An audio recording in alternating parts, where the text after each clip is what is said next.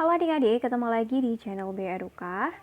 Yang akan kita bahas pada video kali ini adalah soal UTBK SNBT penalaran umum bagian yang ke-16.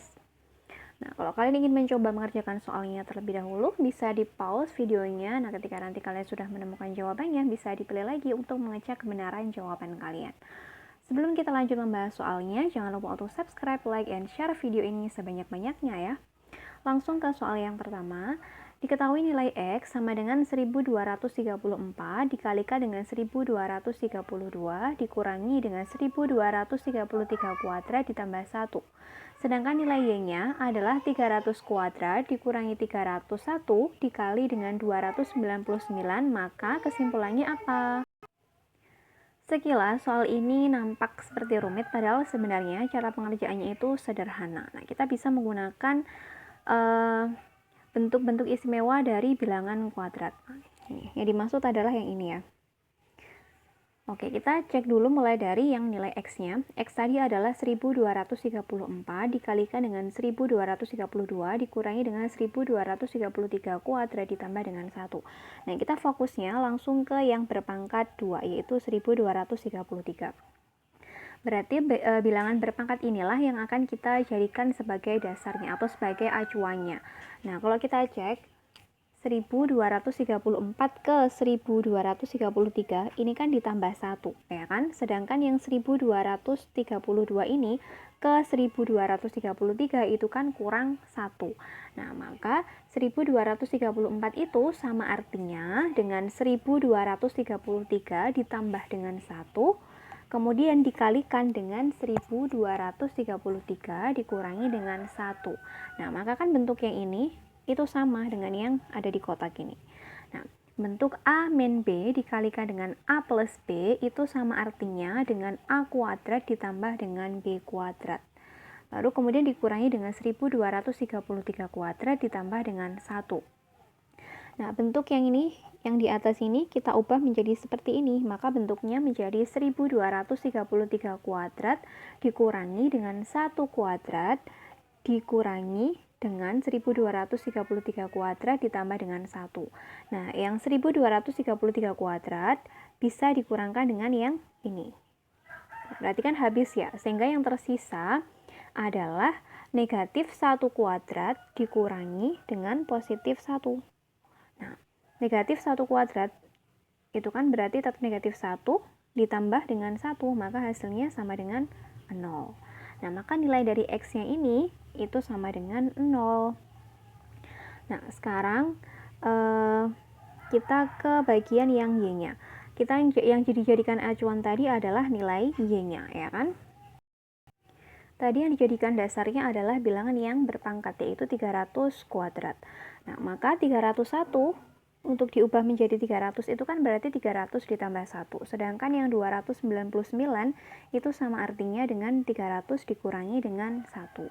Oke, berarti 300 kuadrat dikurangi dengan 300 ditambah 1 dikalikan dengan 300 min 1. Maka bentuknya berubah menjadi seperti ini. Nah, berarti 300 kuadrat dikurangi dengan 300 kuadrat min 1 kuadrat. Yang 300 kuadrat dikurangi dengan 300 kuadrat. Nah, kemudian di tengah ini kan tandanya awalnya negatif ya. Tapi setelah kurungnya dibuka, maka negatif ketemu negatif, jadinya adalah positif 1. Nah, yang 300 kuadrat dengan 300 kuadrat ini dikurangkan, lalu yang tersisa adalah positif 1 kuadrat. Maka 1 kuadrat itu sama dengan 1. Maka didapatkan hasil X-nya sebesar 0, sedangkan Y-nya itu sebesar 1. Maka kesimpulannya adalah nilai X-nya itu kurang dari Y-nya. Atau opsi yang tepat itu adalah yang B. Oke, kita lanjut ke soal yang berikutnya. 5 pangkat 8 dikurangi dengan 5 pangkat 6 ditambahkan dengan 72 dibagi dengan 5 pangkat 6 ditambahkan dengan 3. Maka hasilnya berapa? Nah, ini kan merupakan bilangan yang cukup rumit, tapi di hasil akhirnya itu hanya didapatkan hasil berupa 27 kah, atau 24 kah, atau 21, 19, atau 18. Nah, caranya yang kita gunakan sebagai acuan itu adalah bilangan yang letaknya di bawah ini, yaitu 5 pangkat 6 ditambah dengan 3. Nah, maka bilangan yang terletak di atasnya sini harus kita ubah menjadi bentuk yang ada 5 pangkat 6 plus 3-nya, supaya nanti bisa kita coret sama yang di bawahnya. Oke, 5 pangkat 8 dikurangi 5 pangkat 6 ditambah dengan 72. Nah, ini 5 pangkat 6-nya itu kita keluarkan dulu, supaya nantinya bisa kita ubah bentuknya seperti yang ada di bawah. Nah, maka 5 pangkat 6 itu dikalikan dengan berapa supaya menjadi 5 pangkat 8 dan 5 pangkat 6. Nah, ini ya, 5 pangkat 6 dikalikan dengan 5 pangkat 2 itu kan sama dengan 5 pangkat 8 ya. Karena kalau bilangan per pangkat itu ketika dikalikan maka pangkatnya dijumlahkan. Nah, maka pangkat 6 ini sama pangkat 2 ini kan kita jumlahkan menjadi 6. Kemudian dikurangi sama, nah ini sudah 5 pangkat 6, supaya menjadi 5 pangkat 6 maka kita kalikan dengan negatif 1. Kemudian ditutup kurung ditambah dengan 72 per 5 pangkat 6 ditambah 3. Nah, 5 pangkat 2 ini ada di dalam kurung. 5 pangkat 2 dikurangi 1 itu kan berarti 25 dikurangi 1 ya, sama dengan 24. Maka bentuknya menjadi 56 dikali dengan 24 ditambah dengan, nah yang 72 ini kita ubah juga ke dalam perkalian yang ada 24-nya. 72 ini kan diperoleh dari 3 dikali 4. Nah, maka baik yang 5 pangkat 6 dan yang 3 kali 4 itu kan sama-sama dikalikan dengan 24. Maka 24-nya ini kita sendirikan. Berarti kan bentuk 5 pangkat 6 dikali dengan 24 ditambah dengan 3 kali 24 itu kan sama bentuknya seperti ini ya kan. 5 pangkat 6 ditambah 3 dikali dengan 24.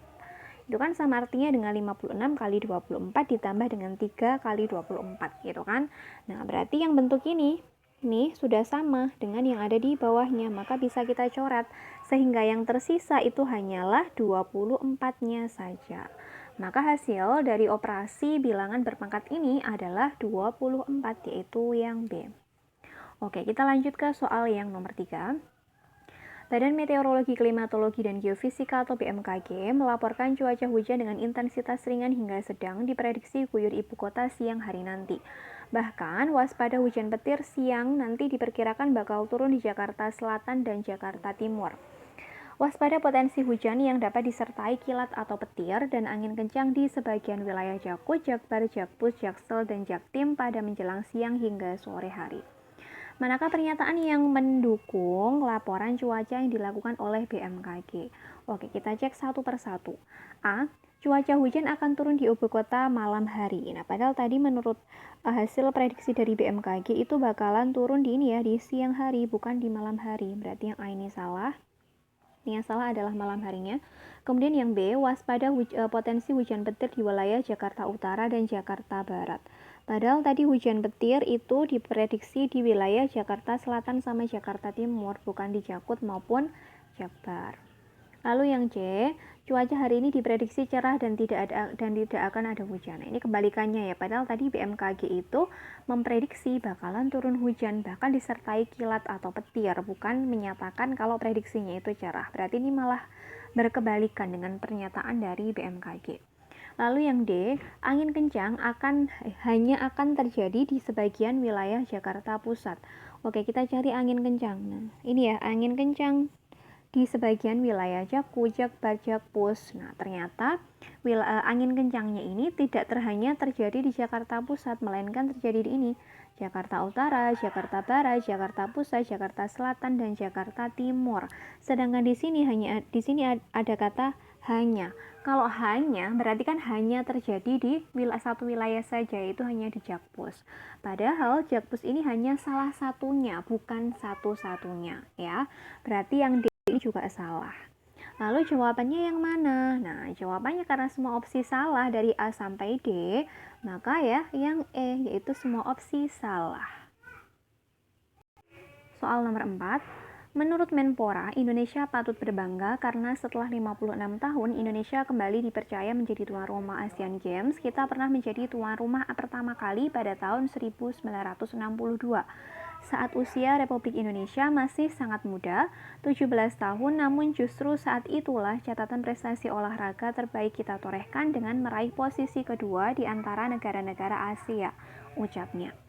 Manakah pernyataan yang memperkuat, berarti kan harus sesuai ya, atau yang harus pro jika Kementerian Pemuda dan Olahraga terus-menerus memastikan dukungan pada perjuangan atlet-atlet Indonesia. Nah, ini yang tentunya yang harus berkaitan sama pernyataan Menpora yang mendukung pada perjuangan atlet. Oke, kita cek satu persatu mulai dari opsi A.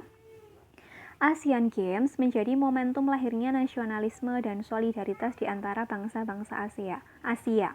Nah, tadi kan yang ditanyakan pada soal itu yang memperkuat pernyataan Menpora mengenai dukungannya terhadap para atlet kan. Nah, kalau yang A ini nggak ada hubungannya sama atlet, jadi yang dibahas itu bukan di antara bangsa-bangsa Asia, tapi kayak gimana dukungannya terhadap perjuangan para atletnya. Maka ini nggak sesuai.